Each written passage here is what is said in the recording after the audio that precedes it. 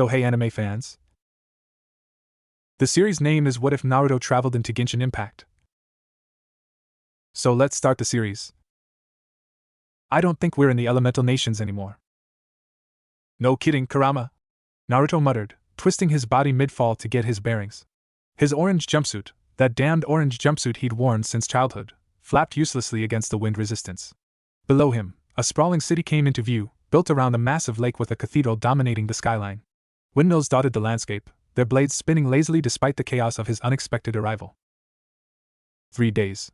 It had been 3 days since Danzo stood before him with that sneer, 3 days since the council voted to banish their savior, 3 days since he'd healed Tsunade and slipped away into the night like a ghost. He'd camped in the forest of death, expecting to wake up in the same place. He did not expect to wake up falling through an alien sky. Focus, son. Minato's gentle voice cut through his spiraling thoughts. We can figure out where we are after you don't splatter against the ground. Mama's baby boy isn't going to die from a little fall, is he?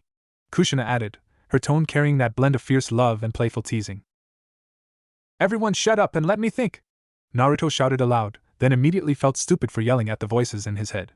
Even if those voices belonged to his parents, and the nine-tailed fox who had become something like a second father. Wind. The thought crystallized in his mind as he activated his sage mode, feeling the natural energy around him. It was different here. Purer somehow, but also more alive. The wind didn't just blow, it whispered, carrying secrets and stories on its currents. And more importantly, it responded to him. Rasengan! Blue chakra spiraled in his palm, but instead of forming the standard sphere, the technique destabilized, spinning faster and faster until it transformed into something else entirely. A vortex of wind erupted from his hand, catching the air currents and slowing his descent just enough for him to angle toward the lake below. He hit the water hard, the impact sending shockwaves through his entire body, but he was alive. Sputtering and coughing, Naruto dragged himself onto the shore, collapsing onto his back and staring up at that impossible purple sky. Where the hell am I? Mondstadt was celebrating. 3 days had passed since Stormterror's attack on the city, and the people had thrown themselves into recovery with the enthusiastic resilience that defined the city of freedom. Merchants hawked their wares in the main plaza, children chased each other around the fountains, and the aroma of grilled fish and fresh bread wafted from Good Hunter. Amber was not celebrating. Have you seen anyone matching this description? She held up a roughly drawn sketch of a blonde teenager with whisker-like marks on his cheeks and the most hideous orange jacket she'd ever witnessed. The knights she'd asked shook their heads sympathetically before continuing their patrols. 3 days ago, a young man had been found unconscious near Cider Lake by a passing merchant. When brought to the cathedral for healing, he'd woken up in a panic, disoriented and shouting something about Konoha and banishment. Before anyone could properly question him, he'd fled into the city and seemingly vanished. As an outrider, Amber took her responsibility seriously. A stranger appearing out of nowhere during a crisis. That warranted investigation. But more than duty, something about the description tugged at her heart. Lost, alone, confused, she knew that feeling all too well. Still looking for the mysterious blonde? Kia materialized beside her with his characteristic silent grace, eye patch glinting in the afternoon sun. You know, most people would assume he's just another traveler passing through. Travelers don't usually appear out of thin air, Kia. Amber folded her sketch and tucked it into her satchel. And they don't usually run from the cathedral like they've seen a ghost. The cavalry captain's visible eye narrowed thoughtfully. True. Though if I woke up in an unfamiliar place surrounded by strangers, I might also make a tactical retreat.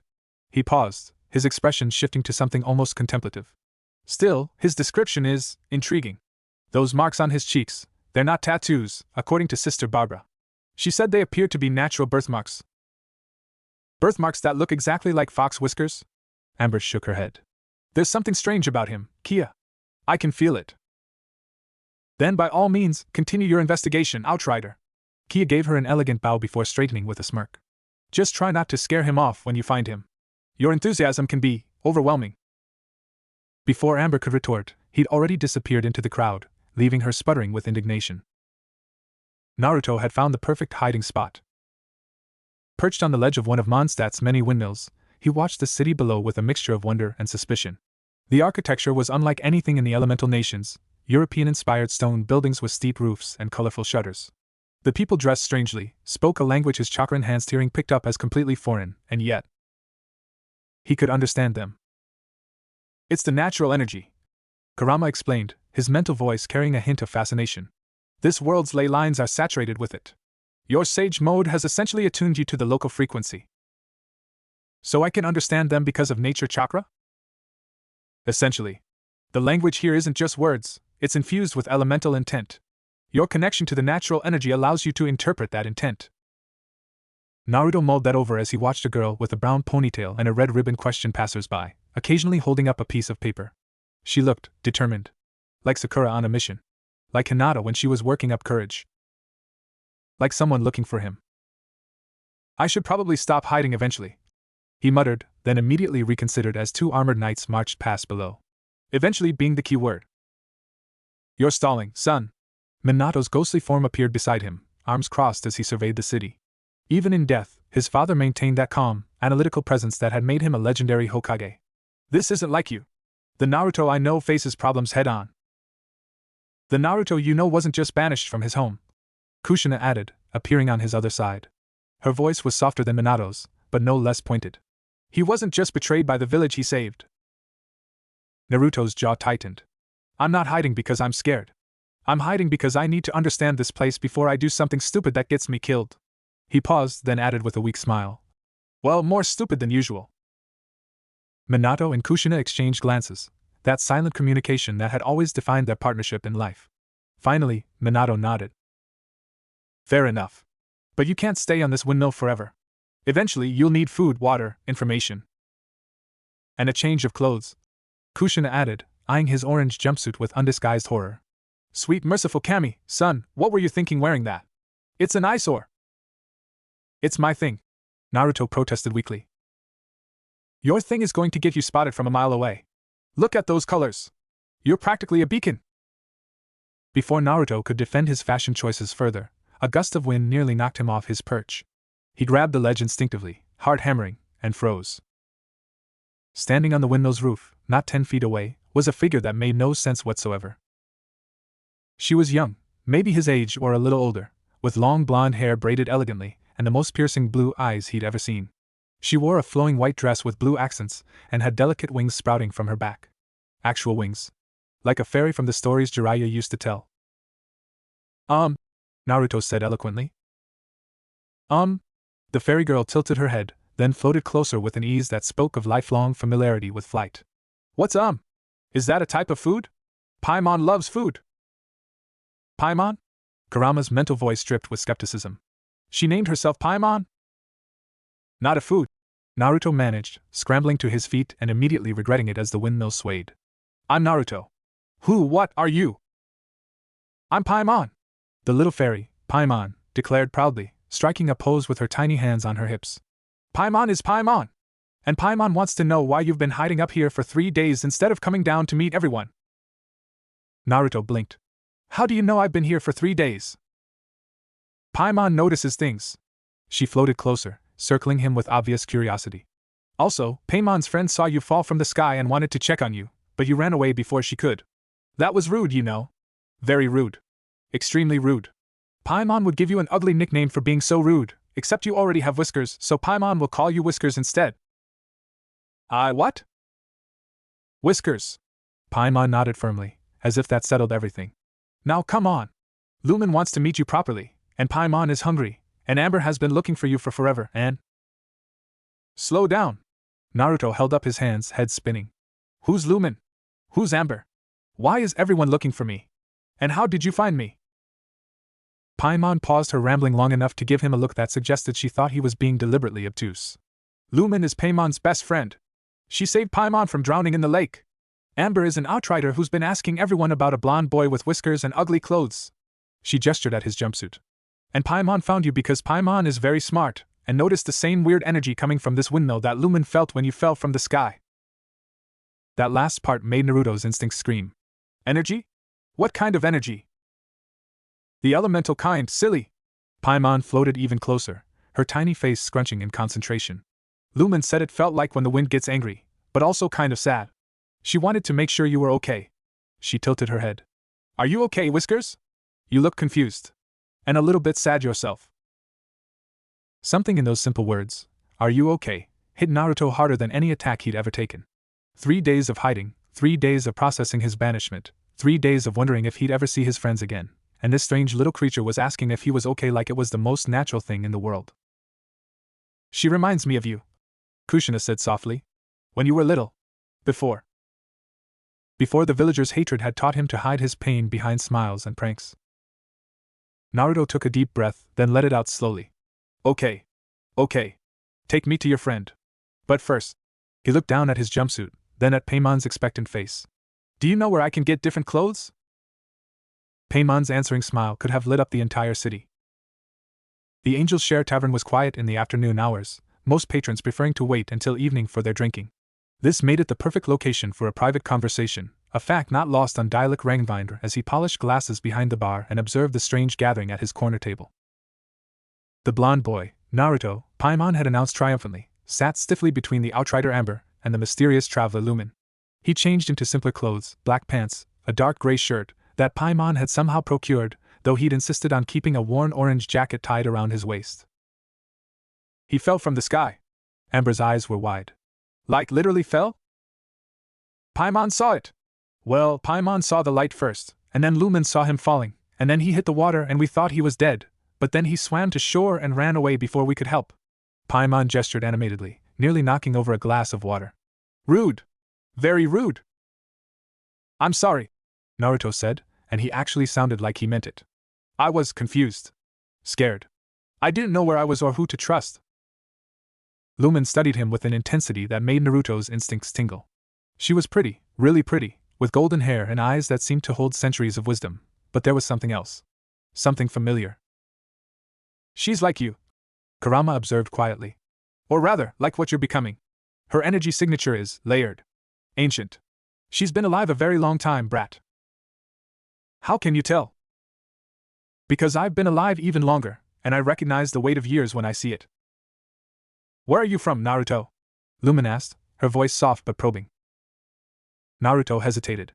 He'd been trained as a shinobi, not formally, maybe, but 3 years of experience, to read people, to gauge threats, to know when to lie and when to tell the truth. Lumen wasn't a threat. Neither was Amber, who radiated genuine concern, or Paimon, who was, well, Paimon. But the truth was insane. Konoha. Chakra. Biju. The elemental nations. None of it would make sense here. "I don't know," he said finally, and it wasn't entirely a lie. "I woke up falling through the sky, and before that..." He frowned, memories of Danzo's sneer flashing through his mind. "Before that, I was somewhere else. Somewhere I can't go back to." Amber's expression softened with sympathy. "You're not the first person to show up in Mondstadt with nowhere else to go. This is the city of freedom, remember? Everyone's welcome here." "Everyone," Lumen echoed, but there was something in her tone, a hint of bitterness, quickly hidden, that made Naruto look at her more closely. "She's searching for something," Minato observed. "Or someone. Look at her eyes when she glances at Paimon. That's not the look of someone who's found what she's looking for." Naruto filed that observation away for later. "So what now? I can't just stay here, can I? I don't know anything about this place. I don't know your customs, your laws, your..." "You learn," Dialek's deep voice interrupted. The red-haired bartender had approached silently, carrying a tray of drinks that he set on the table. "Everyone here started somewhere. Amber arrived as a child after her grandfather disappeared. Kia appeared one night with no memories of his past. Even the acting Grand Master wasn't born to her position." He fixed Naruto with a penetrating stare. "The question isn't whether you can stay. It's whether you want to." Naruto met that stare without flinching. "I don't have anywhere else to go." "Then welcome to Mondstadt." Dialek's expression didn't change, but something in his eyes softened almost imperceptibly. "For now." As the others began chattering excitedly about introducing Naruto to the city, showing him the sights, finding him a place to stay, Naruto felt something he hadn't expected to feel again. Hope. "You did good, son," Minato's voice whispered in his mind. "You found people who care. Now don't mess it up," Kushina added, but her mental tone was warm. "And for the love of all that's holy, burn that orange jacket." Naruto smiled despite himself. That night, alone in a small room above the Cat's Tail Tavern that Dialek had arranged for him, Naruto sat cross-legged on his bed and reached inward. The mindscape was unchanged: endless blue sky, calm lake, small cottage on the shore. But now it felt different. More real, somehow. More alive.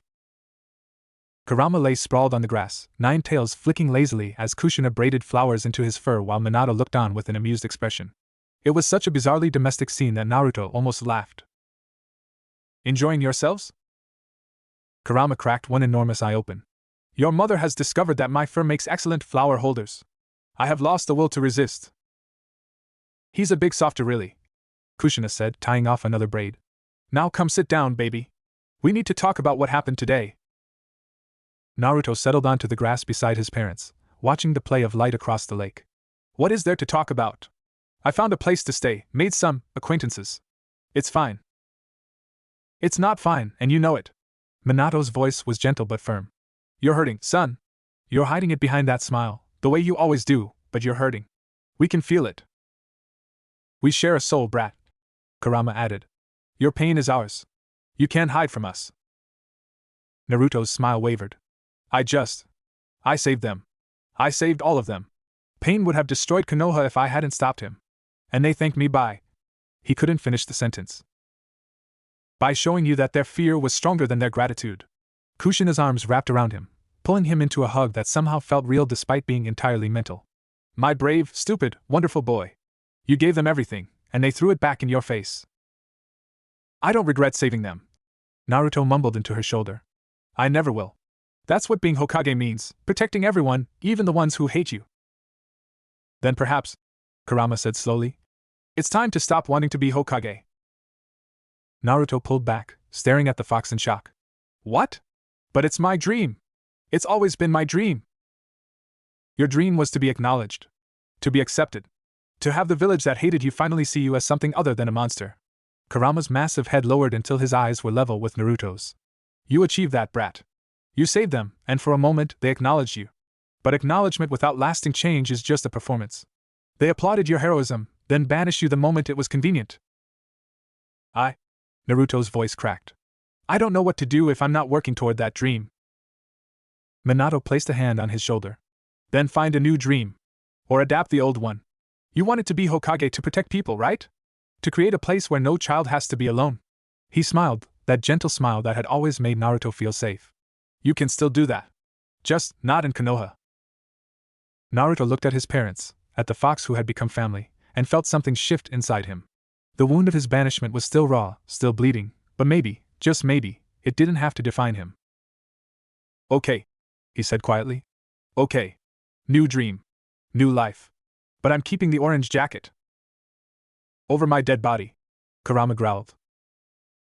Your body is made of chakra. You don't have a dead body. I will find a way. Kushina laughed, and for the first time in what felt like forever, Naruto laughed with her. Months since Naruto had fallen into this strange world of gods and dragons, of visions and elements, of freedom and the weight of history. 3 months since he'd sat in that tavern and decided to build a new life. In that time, he'd learned. Oh, how he'd learned. Mondstadt's history stretched back over 2,000 years, to the time of Decarabian's tyranny and the rebellion that toppled him. The 7 archons ruled the 7 nations, each embodying an ideal: freedom, justice, contracts, eternity, wisdom, war, love. Visions granted elemental powers to those the gods deemed worthy, though the criteria remained mysterious even to those who studied them. And dragons. There were dragons. Storm Terror, Dvalin, as the bards called him in their oldest songs, had been terrorizing Mondstadt for months, his roars shaking the very foundations of the city. The knights of Favonius were stretched thin, trying to protect the people while also investigating the source of the dragon's corruption. The factory diplomats from Snezhnaya circled like vultures, offering assistance that everyone knew came with strings attached. Naruto had kept his head down at first, taking small commissions from the Adventurers Guild to earn mora and learn the landscape. He mapped the area around Mondstadt extensively: Windrise with its massive oak, Stormbearer Mountains with their ancient ruins, Dragon's Pine with its eternal winter and mysterious crimson crystals. Each location taught him something new about this world's energy, its ley lines, its secrets. But today was different. Today, he'd finally been assigned a commission that mattered. Clear out the Hilichurl camp near Dodapa Gorge, the guild receptionist had said, her voice bored. Standard extermination. Should be easy for someone of your rank. Hilichurls. Naruto had encountered them before, strange creatures that seemed to be this world's equivalent of bandits, though they were more animal than human. They built crude camps, wielded crude weapons, and attacked travelers on sight. Easy prey for a shinobi of his caliber. Except this camp wasn't standard. Naruto crouched in the branches of a massive oak, studying the encampment below with the Rinnegan active. His eyes, usually a bright, guileless blue, now swirled with purple rings that pierced through all illusions and saw the true nature of things. And what they saw made his blood run cold. The camp wasn't just hilichurls. There were abyss mages here, 3 of them, their elemental shields glowing with power as they chanted over a strange crystalline formation at the camp's center. The formation pulsed with an energy that made Naruto's skin crawl, a dark, corruptive force that seemed to hunger. That's not natural, Kurama observed, his mental voice tight. That's like the curse seals Orochimaru used. But older. Deeper. It's connected to something, Minato added. Look at the way the energy flows. It's being drawn from somewhere else and channeled through those crystals. They're using it for something. Naruto's jaw tightened. In his months in Mondstadt, he'd learned to care about this place. About Amber's infectious enthusiasm, Kia's cryptic friendship, Dialek's gruff protectiveness. About the simple people who went about their lives with a resilience that reminded him of Konoha's civilians. If these abyss creatures were planning something, then we stop them, Kushina said simply. That's what you do, baby. That's who you are. Naruto smiled grimly. Yeah, that's who I am. He moved. Shunshin no Jutsu, the body flicker technique, carried him from the tree to the camp's perimeter in an instant. His appearance startled the hilichurl guards, but before they could raise their weapons, he was already past them, Kubikura Bocho swinging in a deadly arc that decapitated 2 Mightychurls in a single stroke. The abyss mages reacted quickly, their shields flaring as they turned to face this new threat. One, a hydro mage based on the blue glow of its bubble shield, began chanting immediately, summoning orbs of water that shot toward Naruto like bullets. He dodged them all, his shinobi agility making a mockery of the slow projectiles. A flick of his wrist sent a spread of shuriken toward the cryo mage, forcing it to reinforce its shield. The electro mage tried to summon a lightning strike, but Naruto was already gone, reappearing behind the hydro mage with Kubikura Bocho raised. The blade shattered against the bubble shield. The hydro mage laughed, a horrible gurgling sound, and began another spell. Naruto's eyes narrowed. Shinra Tensei. The universal push erupted from his body, a wave of gravitational force that shattered all 3 shields simultaneously. The abyss mages screamed, a sound of pure shock and terror, as their protections dissolved. Before they could recover, Naruto was among them, his blade dancing through the air with lethal precision. When it was over, he stood amid the dissolving bodies, breathing hard. The corruption in the crystals at the camp's center had intensified, pulsing with a dark light that made his skin crawl. Destroy them, Kurama urged. Whatever they're channeling, it needs to be stopped. Naruto raised Kubikura Bocho, and paused. Beneath the corruption, beneath the dark energy pulsing through the crystals, he sensed something else. Something familiar. Something that felt almost like chakra? Minato's voice was sharp with disbelief. That's impossible. We're in another world. There shouldn't be. But there was.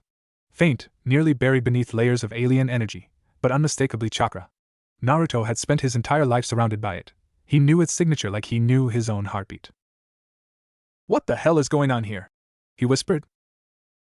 Lumen found him an hour later, still standing amid the ruins of the camp, staring at the now destroyed crystals with an expression she couldn't read. Amber said you'd taken a commission out here, she called, approaching cautiously. When you didn't report back, we got worried. Naruto didn't turn. There was something here. Something wrong.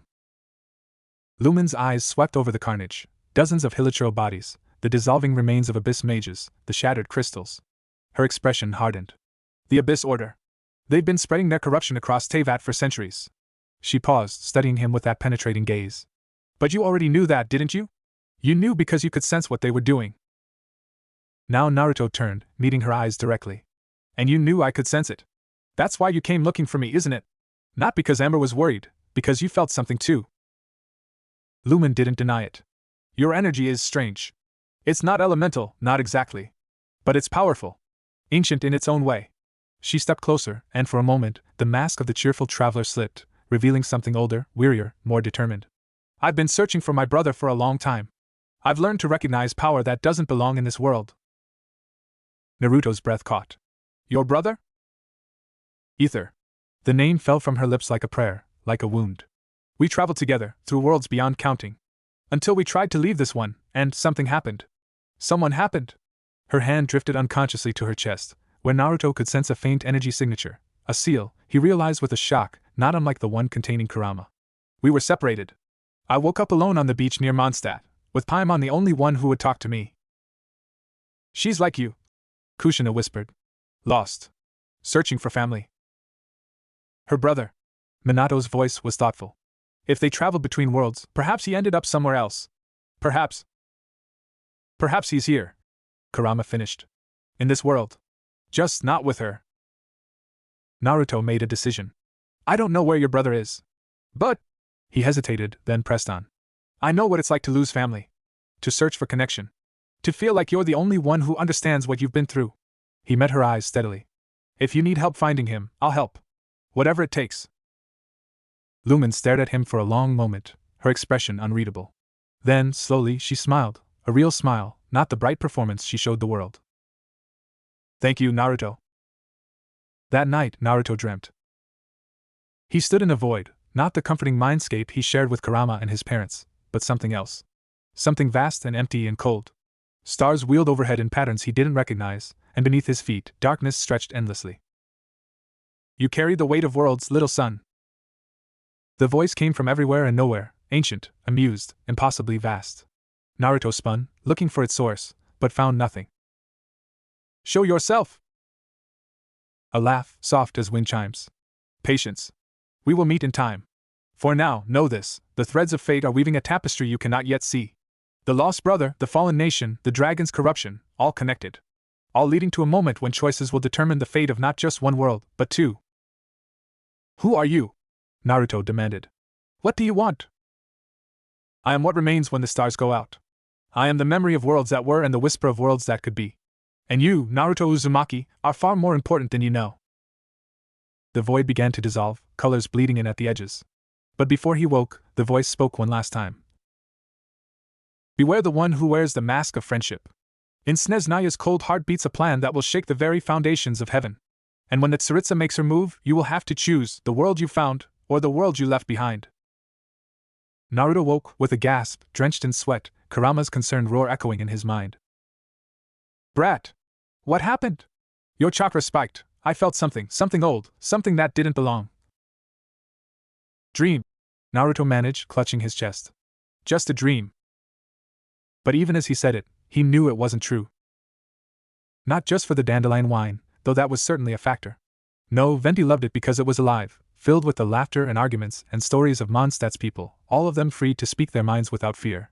It was everything his city stood for, distilled into a single room. Tonight, however, the atmosphere was different.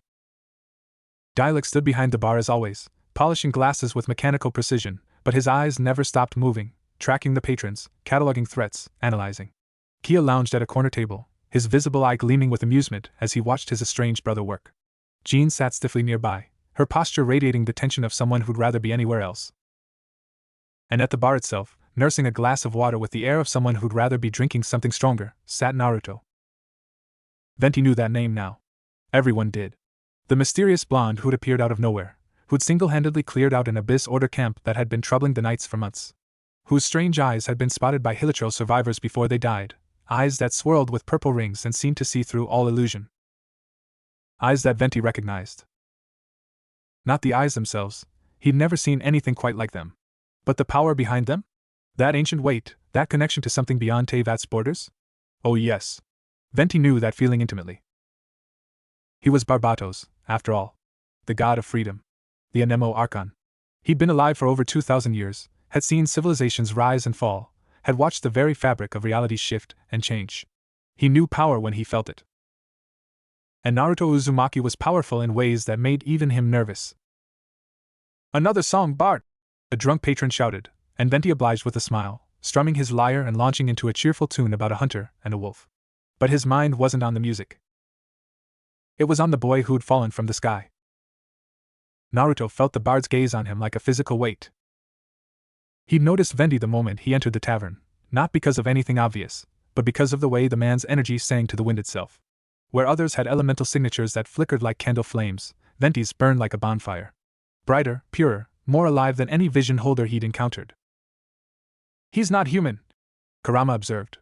That energy. I've felt something like it before. In the Sage of Six Paths. You think he's a god? I think he's something very old, and very powerful, and very good at hiding it. But you noticed. Your connection to nature chakra lets you see through his disguise. Naruto filed that information away as he sipped his water. He'd learned in his months here that alcohol did strange things to his chakra control, something about the way it interacted with his Jinchuriki biology, so he avoided it entirely. Another difference between him and this world's inhabitants. So, Kia's voice interrupted his thoughts, smooth as silk. I hear you had an interesting encounter with the Abyss Order. Naruto turned to find the cavalry captain sliding onto the bar stool beside him, that perpetual smirk firmly in place. You could say that. 3 abyss mages, a dozen hilichurls, and some strange crystal formation you destroyed. Kia listed the facts casually, as if discussing the weather. Impressive work for someone who's only been in Mondstadt a few months. Are you investigating me? I'm interested in you. Kia's visible eye glittered with something that might have been amusement, might have been warning.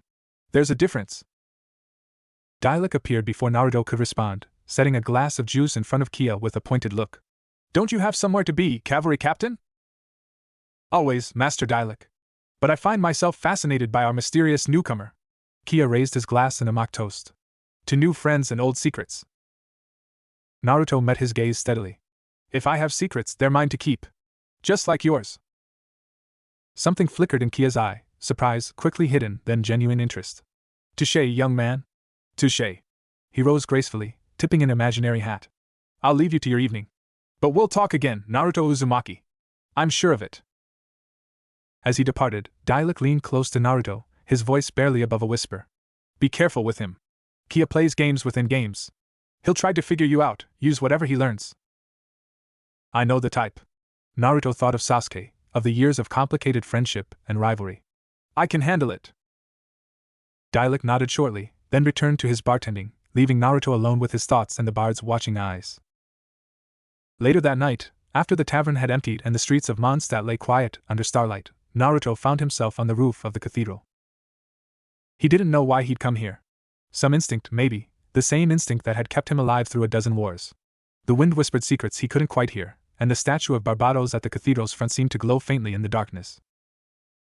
You know, a familiar voice said from behind him. Most people prefer to admire the view from the ground.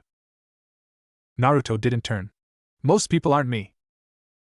Then he laughed, a light, musical sound, and settled onto the rooftop beside him, legs dangling over the edge. In the moonlight, his usual bard's attire seemed almost ethereal, the green of his cape blending with the wind carried the scent of dandelions and distant rain as Venti settled beside Naruto on the cathedral roof. Below them, Mondstadt slept peacefully, its windows turning slowly in the night breeze, its streets empty save for the occasional knight on patrol. You know, Venti said, pulling a small flask from somewhere within his cape. When I first saw you fall from the sky, I thought you might be one of them. He took a long drink, then offered the flask to Naruto. Dandelion wine. The good stuff, not the swill they serve in most taverns. Naruto eyed the flask but didn't take it. One of who? The Heavenly Principal's servants. The ones who maintain the barrier between worlds. Venti's voice was light, almost teasing, but his eyes, those teal eyes that held centuries of secrets, were deadly serious. Imagine my surprise when I sensed your energy instead. So familiar yet so foreign. Like looking at a reflection in water that's been stirred. He knows, Kurama growled. This one knows more than he's letting on. Then we need to find out how much. Naruto turned to face the bard fully. You're not just a musician, are you? You're something more. Venti's smile widened. And you're not just a traveler, are you? You're something from beyond. He leaned closer, and for just a moment, his form seemed to shimmer, becoming translucent, shot through with veins of green light, before solidifying again. But don't worry. Your secret is safe with me. After all, I'm rather good at keeping secrets myself. Barbatos, Naruto said quietly. You're the Anemo Archon. If he expected shock or denial, he was disappointed. Venti simply laughed, that same musical laugh, and clapped his hands together in delight. Excellent! I was wondering when someone would figure it out. Most people look at me and see a drunk bard, which is precisely what I want them to see. He stretched luxuriously, limbs elongating in a way that wasn't quite human. But you see with more than eyes, don't you? You see with chakra. Naruto's blood ran cold. How do you know that word? Because I've been alive for over 2,000 years, my dear boy. I've seen civilizations rise and fall, watched the very laws of reality bend and break. And once, long ago, I met someone from your world. Venti's expression softened, becoming almost wistful. A woman with red hair and chains of light, who fell through a crack in the sky much as you did. She spoke of chakra, of tailed beasts, of a village hidden in leaves. She spoke of you. Impossible, Minato breathed. No one from our world could have. The red hair, Kushina interrupted, her voice strange. Chains of light. Baby asked him what she looked like. Naruto's throat was dry. This woman, what did she look like? Venti closed his eyes, as if reaching back through millennia of memory. Beautiful. Fierce. Red hair that seemed to burn like fire, and eyes that held more pain than anyone should carry.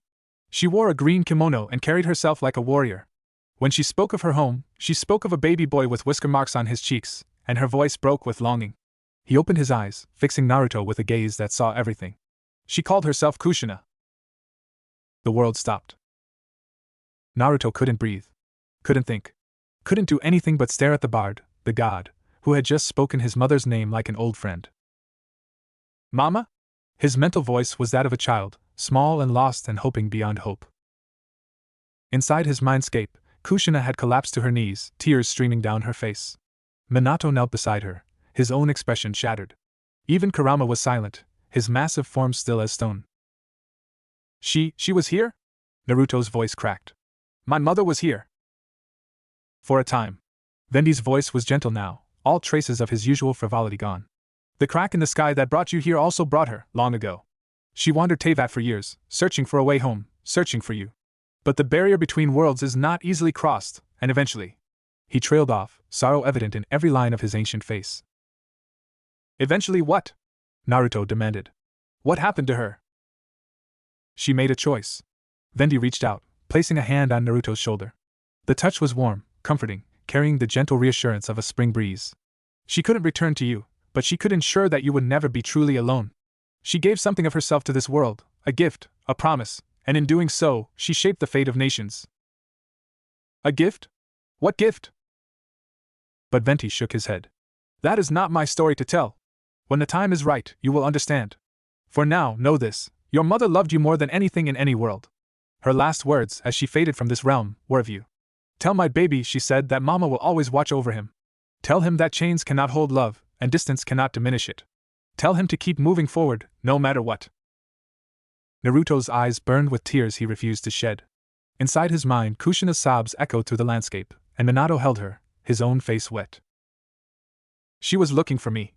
Naruto thought, the realization hitting him like a physical blow. All that time, she was looking for me. And she never stopped loving you. Kurama added softly. Even when she couldn't find you, even when she knew she might never see you again, she never stopped. Venti watched the emotions play across Naruto's face with ancient understanding. I know what it is to lose someone. To carry that weight for centuries. His hand tightened on Naruto's shoulder. But I also know that love transcends even death. Your mother's love is woven into the very fabric of this world now. You carry it with you always, whether you realize it or not. They sat in silence for a long moment, the wind whispering around them, carrying their shared grief and hope out across the sleeping city. Finally, Naruto spoke, his voice rough but steady. Thank you? For telling me. For being there for her, at the end. Venti smiled, and for just a moment, he looked every one of his 2,000 years. She was a remarkable woman. This world was brighter for her presence, even briefly. He stood, brushing off his cape. Now, I believe we have more pressing matters to discuss. The Abyss Order grows bolder, the factories circle like wolves, and a certain dragon needs saving from himself. He offered Naruto a hand up. What do you say, young Uzumaki? Shall we teach this world what happens when you threaten the people of freedom? Naruto looked at the offered hand, then at the city below, then at the sky above where somewhere, somehow, his mother's love still lingered. He took the hand and stood. Let's do it.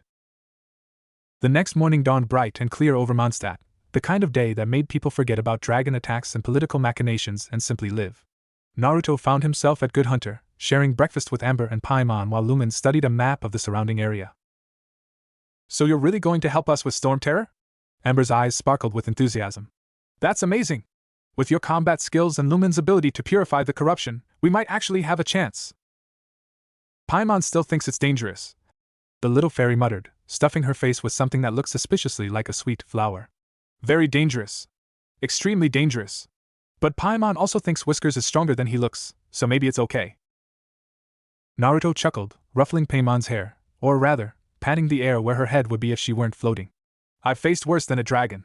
Trust me. You've faced things stronger than a dragon?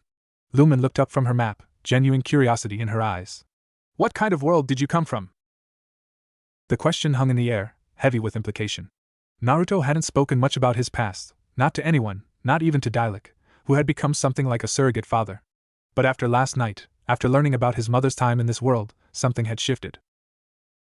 A world of shinobi, he said quietly. Ninja. We fought wars with techniques that could level mountains, control minds, even raise the dead. He held up his hand, and a small Rasengan formed in his palm, spinning blue chakra that drew gasps from Ember and Paimon. This is chakra. The energy of life itself, shaped by will and training. In my world, everyone has it, though most never learn to use it. That's amazing! Amber leaned in close, studying the spinning sphere with scientific curiosity. Can you teach us? Is it like elemental energy? Can. Amber. Lumen's voice cut through the enthusiasm, gentle but firm. Let him breathe. Amber had the grace to look abashed. Sorry. I've never seen anything like that. Naruto dismissed the Rasengan with a flicker of chakra. It's okay. I'm still getting used to this world too. Your elements, your visions, they're similar to chakra, but different. Purer somehow. More connected to the world itself. That's because elemental energy is the world. A new voice interjected. Albedo, the chief alchemist of the Knights of Favonius, approached their table with his characteristic calm precision. Visions are conduits that allow humans to channel that energy, but the energy itself exists independently. It's what makes Teyvat. Teyvat. Naruto studied the alchemist with interest. Unlike most people he met, Albedo's energy signature was strange. Quiet, but deep, like a lake that appeared still on the surface but had unfathomable depths. He's not entirely human, Kurama observed. Part of him is something else. Something created. Created? Like what? I don't know. But be careful around him. He's watching you as closely as you're watching him. Albedo took a seat at their table, his pale eyes fixed on Naruto with unsettling intensity. I've been studying the energy signatures left behind at the Abyss Order camp you destroyed. Fascinating work. Your technique produces effects similar to elemental reactions, but the underlying mechanism is entirely different. He pulled out a notebook, flipping through pages of dense alchemical notation. Would you be willing to participate in some experiments? Nothing invasive, I assure you. I'm simply curious about the nature of your abilities. Naruto exchanged glances with Lumen, who shrugged. Sure, he said slowly. But I have conditions. First, you tell me everything you learn. No secrets. Second, you help me understand this world's energy, the elemental stuff. And third, he hesitated, then pressed on. You tell me about the woman with red hair who appeared here centuries ago. The one the bards still sing about sometimes. Albedo's expression didn't change, but something flickered in his eyes, recognition, perhaps, or surprise. The Crimson Chain Weaver. Yes, I know of her. Her appearance in Teyvat is well documented in alchemical texts, though few remember the stories now. He closed his notebook, meeting Naruto's gaze steadily. I'll tell you what I know.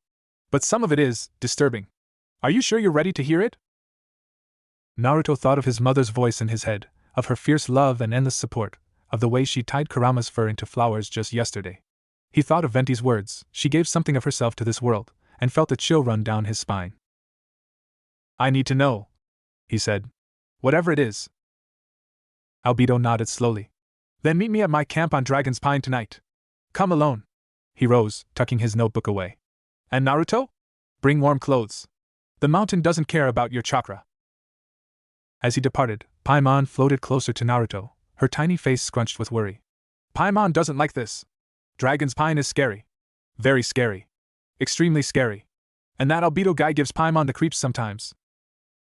He's not dangerous, Lumen said, though her tone was thoughtful rather than certain. Just focused. He sees the world differently than most people. Naruto nodded, already planning his route to the mountain. Whatever secrets Dragon's Pine held, whatever truth Albedo would reveal about his mother, he'd face it the way he'd faced everything in his life. Head on, with all the strength he possessed. Naruto felt at the moment he crossed the threshold from the warm meadows of Mondstadt into the mountain's frozen embrace. The air itself seemed to mourn, carrying whispers of a civilization that had been erased from history. Snow crunched beneath his boots as he climbed, each step taking him deeper into a landscape that felt less like a place and more like a grave. There's something here, Kurama murmured, his mental voice unusually subdued. Something old. Something powerful. Sleeping, but not dead. The dragon? No. Something else. Something that doesn't belong in this world any more than we do. Naruto pressed on, pulling his coat tighter against the biting wind. Albedo's camp was supposed to be near the base of the mountain's peak, a place called Starglow Cavern where the alchemist conducted his most sensitive research. The path was treacherous, ice-slicked rocks, sudden drops, pockets of sheer cold that would freeze an ordinary person solid in minutes. But Naruto was far from ordinary. His chakra kept him warm, circulating through his body in a constant stream that defied the mountain's chill. His Rinnegan, when he activated it, revealed the flow of elemental energy through the mountain, crimson threads of something dark and poisonous, blue streams of pure cold, and at the mountain's heart, a pulsing darkness that made his skin crawl. "That's where it's sleeping," Kurama said. "Whatever it is, that's its core." Naruto filed that information away and continued climbing. Albedo's camp was exactly where he'd said it would be, a collection of tents and alchemical equipment nestled in a sheltered alcove near the cavern's entrance. A fire burned at its center, somehow warm despite the freezing temperatures, and the alchemist himself sat nearby, sketching something in his notebook. "You came." Albedo didn't look up from his work. "I wasn't certain you would. Most people avoid Dragon's Pine, and with good reason." Naruto settled onto a rock near the fire, letting its warmth seep into his bones. "I said I would. I keep my promises." "Admirable." Albedo finally looked up, his pale eyes reflecting the firelight. "Before we begin, I should warn you, what I'm about to tell you isn't common knowledge. The Church of Favonius would call it heresy. The Academia would call it dangerous. And the Fatui would kill to possess it."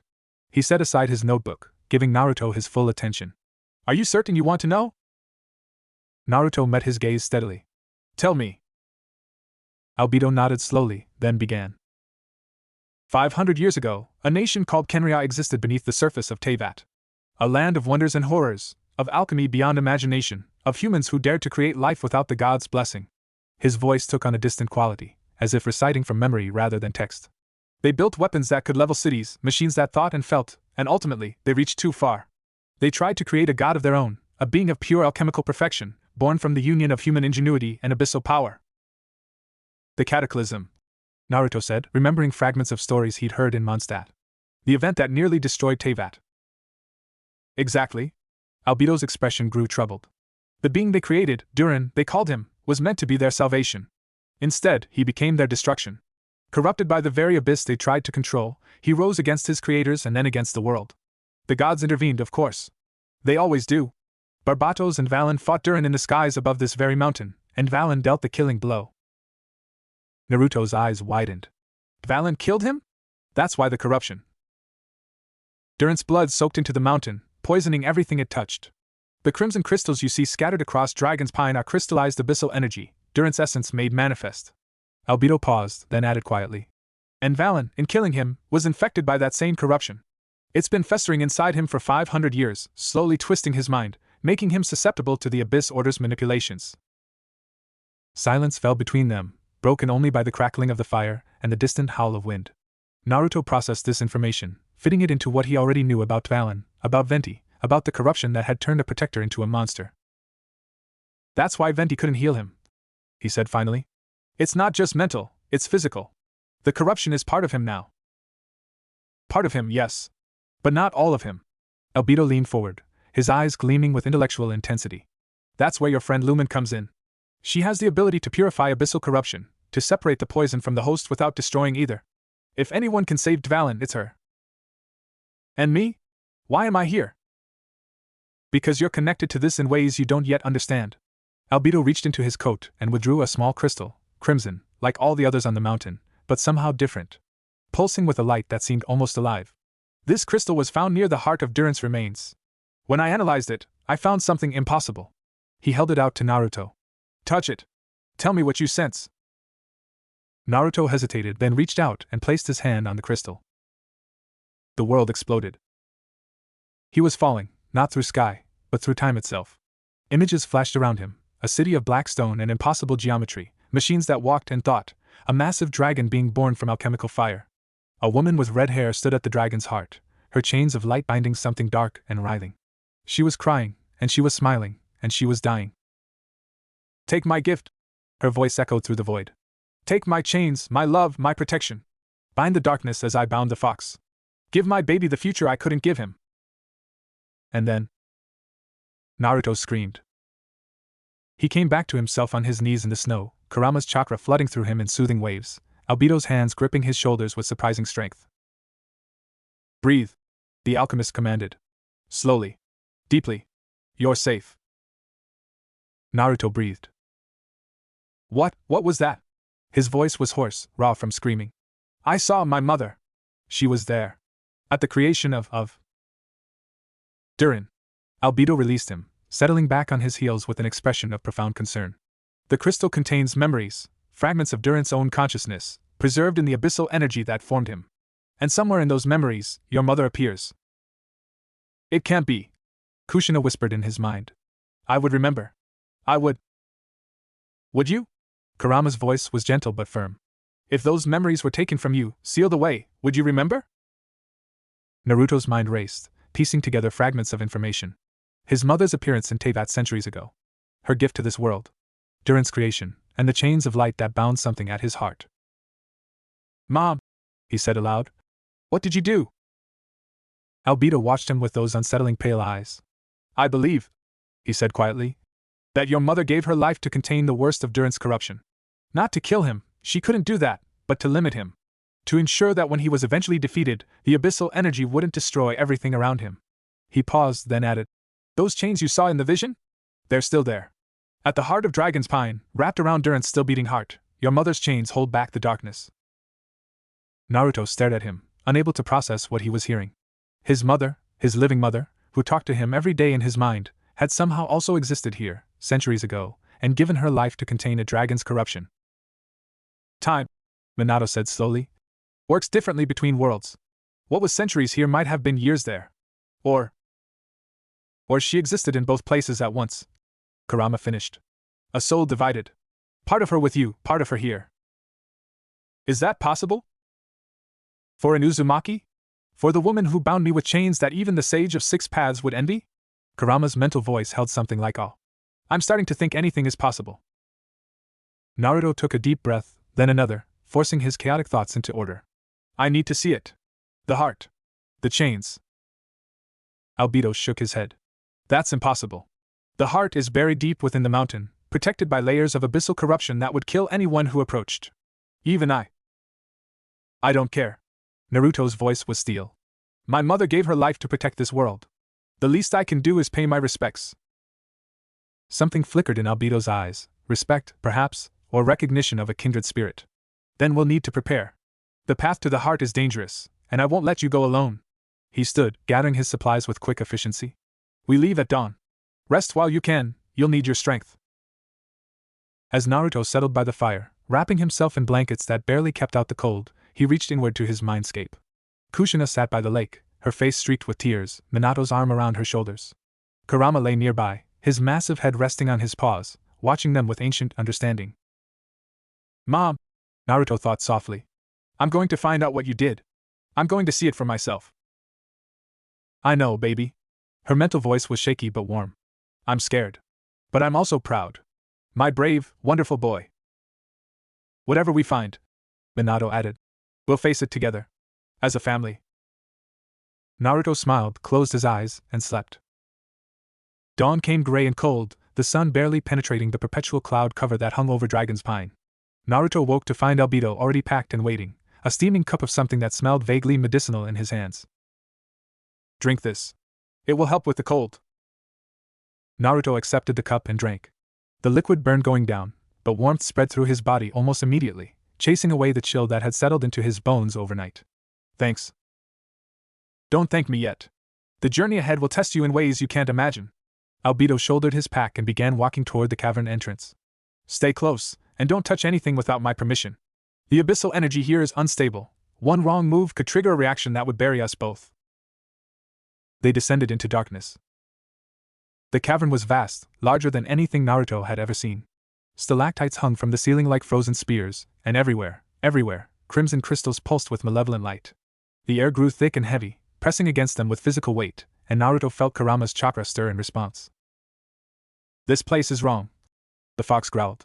The energy here, it's like the tailed beasts when they're consumed by hatred. Corrupted. Hungry. Can you protect me from it? I can try. But if we go much deeper, even I may not be enough. They pressed on. Hours passed, or maybe minutes. Time had no meaning in this place. Naruto lost count of the tunnels they traversed, The abyssal creatures they fought, the near misses with crystal formations that pulsed with deadly energy.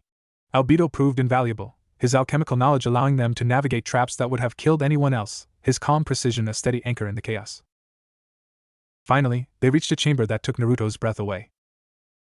It was massive, a cathedral of ice and crystal, stretching upward into darkness.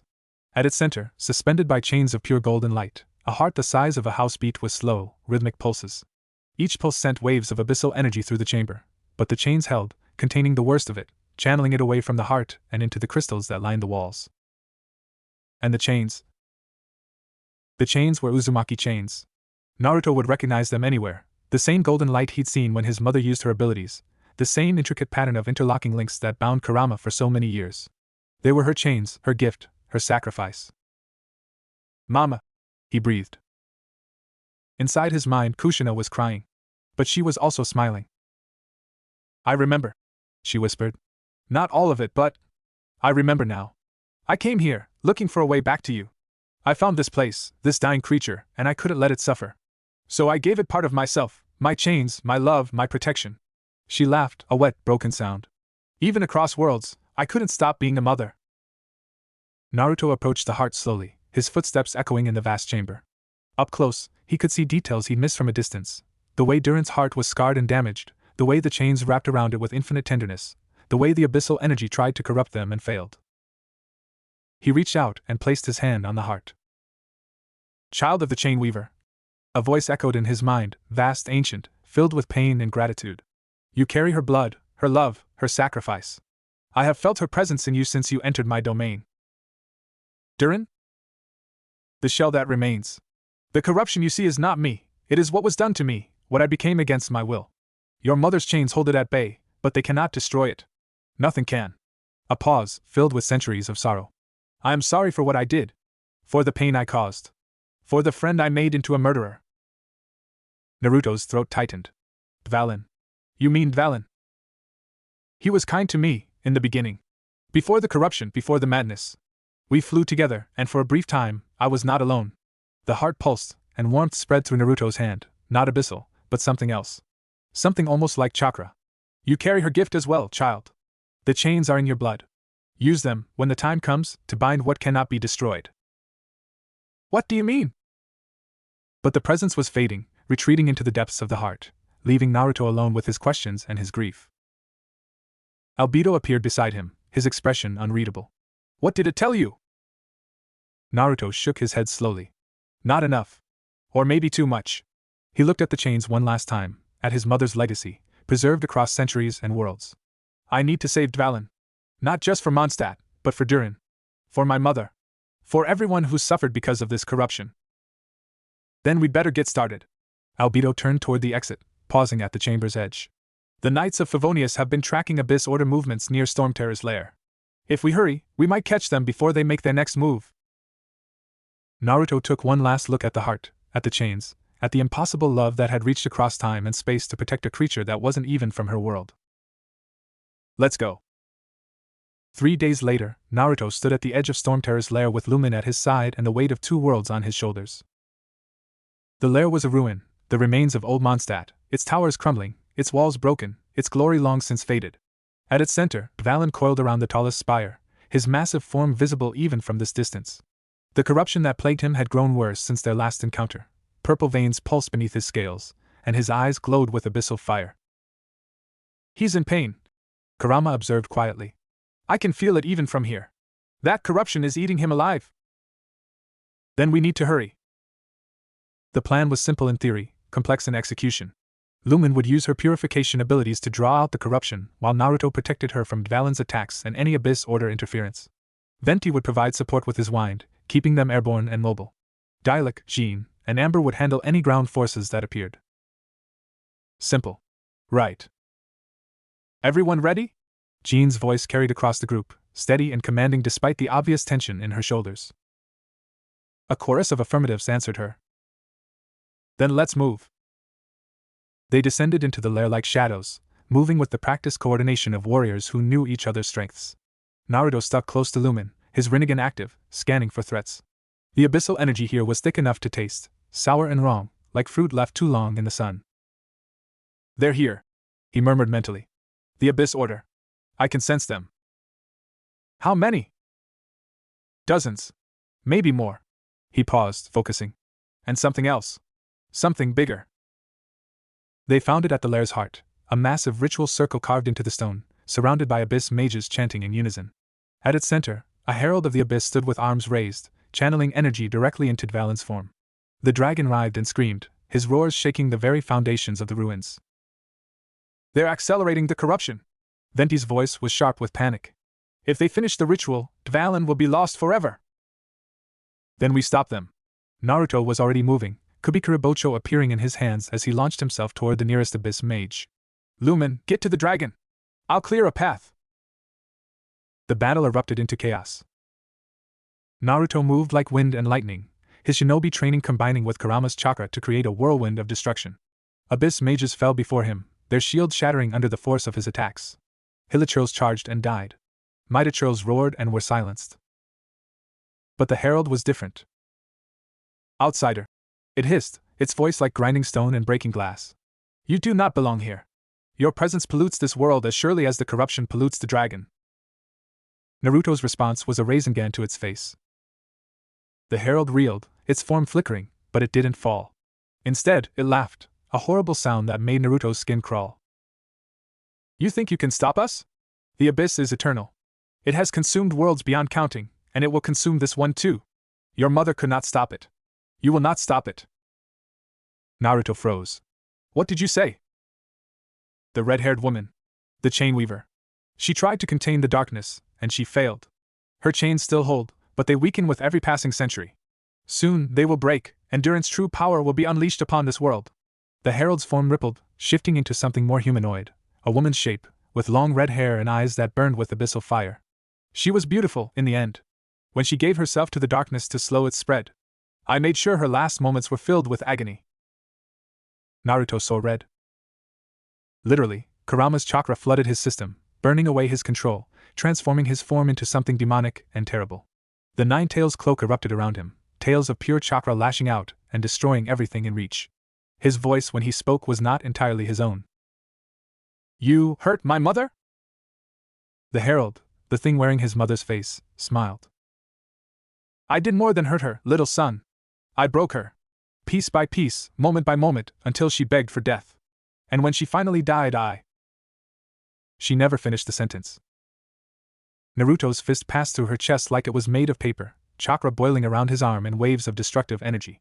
The herald's eyes widened, shock, maybe, or pain, and then she dissolved into abyssal smoke, her form unable to withstand the pure life force of a Jinchuriki in full rage.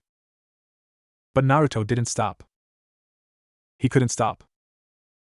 The rage was too deep, too old, too personal.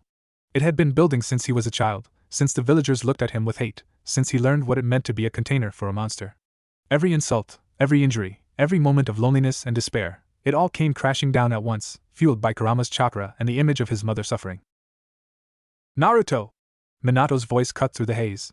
Son, you need to calm down. Let him burn. Kurama growled, but there was pain in his voice too. Let him. No! Kushina's scream shattered the chaos. My baby, listen to me. I'm here. I'm alive. That thing was lying. It was trying to make you lose control. Naruto stopped. The chakra faded. The tails dissolved. And Naruto collapsed to his knees, gasping, tears streaming down his face. Mama? I'm here, baby. I'm right here. I never left. Kushina's mental voice was fierce with love. That thing wore my face, but it wasn't me. It was just a memory, a shadow, a lie. I'm still here. I'll always be here. Naruto sobbed, great, heaving breaths that shook his entire body. Around him, the battle continued, but he couldn't hear it. Couldn't feel it. All he could feel was his mother's love, wrapping around him like the chain she was famous for. I've got you, she whispered. Mama's got you. When Naruto finally looked up, the battle was over. Lumen stood at Valen's head, her hands pressed to his snout, golden light pouring from her into the dragon's form. The corruption was receding, slowly, painfully, but receding, and Valen's roars had changed from agony to something like relief. Around them, the Abyss Order's forces lay in ruins. Jean and Dialect stood back to back, surrounded by fallen enemies. Amber tended to wounds nearby. Venti floated at the edge of the ritual circle, his eyes fixed on Valen with an expression of desperate hope. And standing over the herald's dissolving remains, a figure watched Naruto with familiar golden eyes. Ether? Naruto's voice was hoarse. What are you? I came to help. Ether stepped forward, his expression troubled. I felt your rage from across the nation. I knew something was wrong. He glanced at the herald's remains, then back at Naruto. That thing, it wasn't just an Abyss Herald. It was something older. Something that's been manipulating the Abyss Order for centuries. Manipulating? I thought you led them. I lead part of them. The part that wants to save this world, not destroy it. Ether's jaw tightened. But there's another faction, the true Abyss Order, the ones who serve the darkness itself. They've been using Valen as a weapon, but their real goal is something else. What? Durin. Ether met Naruto's eyes steadily. They want to resurrect him. Use him as a vessel for the Abyss's full power. And your mother's chains are the only thing standing in their way. The words hung in the air between them, heavy with implication. Naruto thought of the heart in Dragon's Pine, of the chains that held back the darkness, of the herald's claim that they were weakening. How long? He asked. How long until the chains break? Ether shook his head slowly. I don't know. Months, maybe. Years if we're lucky. But eventually. He trailed off, but his meaning was clear. Eventually, the chains would fail. And when they did, Durin's full power would be unleashed upon Teyvat. Then we need to find another way. Naruto pushed himself to his feet, his legs shaking but his resolve firm. We need to save Valen, strengthen the chains, and stop the Abyss Order before they can complete their plan. He looked at Ether, at his best friend, his brother in all but blood. Will you help me? Ether's smile was sad but warm. Always. Valen's purification took hours. Lumen worked without rest, her body glowing with golden light as she drew the corruption from the dragon's form. Venti stayed at her side, his wind easing the process, his voice a constant murmur of reassurance. The rest of them stood guard, watching for any further Abyss Order attacks that never came. Finally, as the sun began to set over Mondstadt, Valen opened his eyes. They were blue, clear, beautiful blue, free of corruption for the first time in centuries. He blinked slowly, taking in the faces around him, and when his gaze fell on Venti, something like recognition dawned. Barbatos? His voice was a rumble like distant thunder, but gentle now. Is it really you? Venti's smile could have lit up the entire nation. Hey, old friend. Welcome back. Dvalin's massive head lowered until it was level with the bard, the god, who had never stopped believing in him. I remember. The corruption, it made me forget. But I remember now. I remember everything. He closed his eyes, and a sound escaped him that might have been a sob. I'm so sorry. For all of it. For the pain I caused, the people I hurt, the fear I spread. Sure.